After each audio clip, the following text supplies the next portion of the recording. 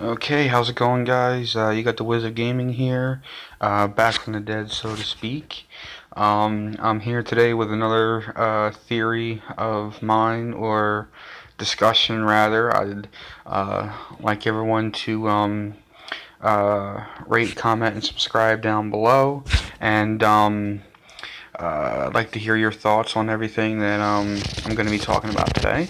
So let's start this off. I'm going to be talking about Dragon Ball GT today. Um, I would like to focus on Super Saiyan 4, the illustrious final transformation of the GT series, and how it differs in both Goku and Vegeta. I'm going to be focusing mainly on was Vegeta on par with Goku after he hit Super Saiyan 4 status. Um, so let's talk about this and see what can develop in the comments and what people's reactions are going to be. I've always been more of a Goku fan.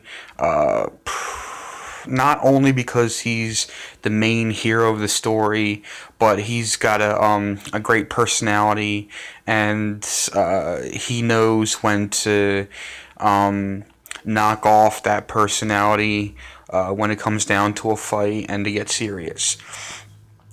Now, don't get me wrong, I love Vegeta. He's a great character.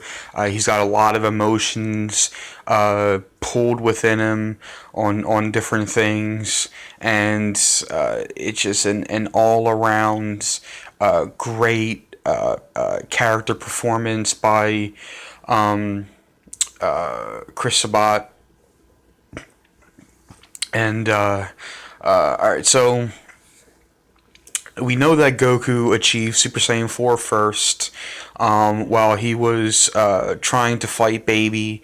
Baby Vegeta got the better of him, and Vegeta was essentially, I guess, knocked down on the ground.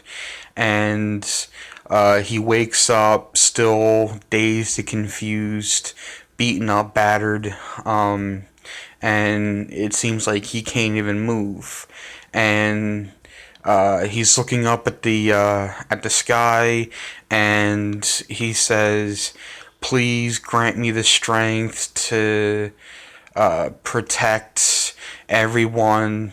And all of a sudden, his chest starts pounding, uh, and his muscles start getting bigger, and you can hear the heartbeat in the background, which is nice. It adds a dramatic sense to it. And then not too much later, he turns into a gigantic golden ape. Something we haven't seen since the Saiyan saga of Dragon Ball Z, which was a great thing to redo, bring back something from the past.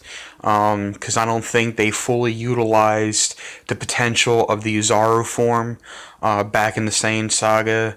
But I can do another video on that later if you guys want. Let me know down below. But Goku turns into the giant golden Uzaru, and he can't control himself because Goku never learned how to control his Uzaru state like Vegeta did. I assume Nappa and Raditz, Turles, people who were born in that culture, they all know how to control their Uzaru form. But Goku, unfortunately, he did not know. Gohan didn't know how to control it when he was a kid. So Goku went on a rampage in GT when he went Golden Uzaru, and it took Pan, his granddaughter, in order to calm him down. And once Goku started to calm down, he started transforming back. He started getting smaller, and then you could see the shape of his Super Saiyan 4 form start to unfold. and as he got smaller, you could start to see the red hair on his chest, the long black hair, the tail, which was red. And Geekdom 101 just did a video on, or was it Geekdom? It was somebody, but props to everybody who does Dragon Ball related videos. Someone said that Goku's uniform, training uniform, or gi, if you prefer, changed colors from when he was a kid to when he was in a Super Saiyan 4 form. But let's get back on topic. He went into a Super Saiyan 4 form, and he had just an unbelievable amount of power that he didn't seem to have before. And he could almost, he had like a sixth sense that he didn't have normally. Like, I remember back in the Shadow Dragons saga of GT, he was blinded by one of the Shenrons, and he had to use his ability to sense ki energy in order to find out where the Shenron was. And it just, the Super Saiyan 4 form magnified his power so much. It's just unbelievable. Alright, so let's talk about Vegeta. Vegeta, on the other hand, did not go through the same experiences that Goku did in order to initiate the transformation into Super Saiyan 4 as a whole. The beginning started out differently. Goku used the reflection of Planet Plant, or the Earth. I can't remember which one it was. I'll have to rewatch it. It's been a while. In order to transform into Super Saiyan 4, he was basically using it as a moon to transform. Vegeta, on the other hand, he used Bulma's Blutz Wave machine in order to achieve Super Saiyan 4. He skipped Super Saiyan 3 and he went straight to Super Saiyan 4.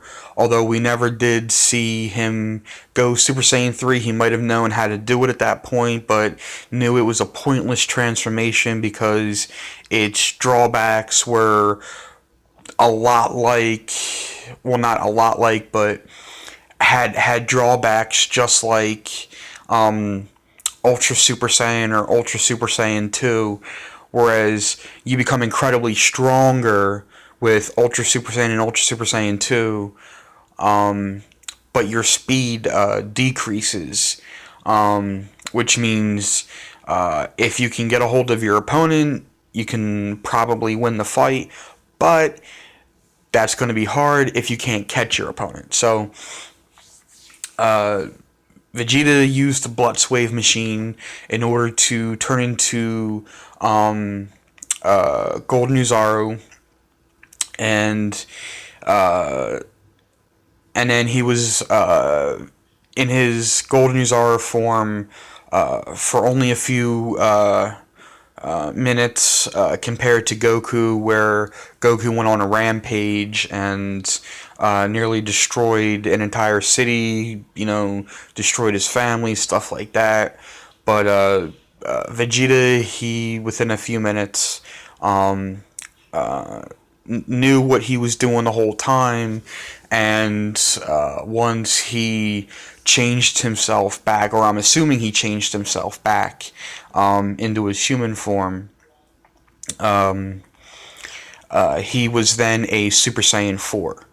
Now, I don't know if the circumstances of the transformation would result in the same level of power. It just always seemed to me that Goku, even when he was beaten up pretty bad from Omega Shenron or Sin Shenron, whichever you may have it, from that battle so much that it's almost like he was half or maybe half as strong as what he could have been if he was at full strength. And then Vegeta enters the picture, and Vegeta hadn't been in a fight, so it seemed like he was pretty much at full strength.